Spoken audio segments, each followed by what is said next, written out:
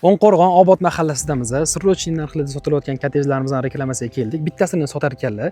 Sababi pul srochniy bo'lib qolgani uchun. Xo'p, qaranglar, tashqari darvozalar qo'yib berilar ekan. Tashqi fasad romlari, eshiklari hammasi qo'yib berilar ekan.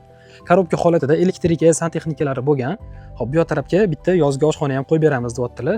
Sababi o'sha hammasiga masalliqlar bo'lingan. 6 xona bo'ladi.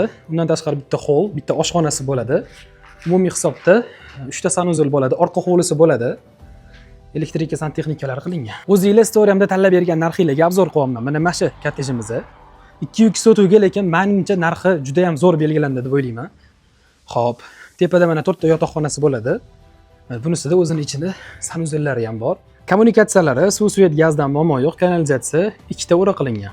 Infratuzilmalari ham zo'r. Masjid, maktab, bog'cha, do'konlar ham yaqin atrofda joylashgan. Aniq lokatsiyasini, rasmlarini Telegram kanalimga tashlab qo'yaman. Agarda hech narsa qilinmasdan shu holicha sotib oladigan bo'lsangiz, 79800 ga baraka qilsanglar bo'ladi.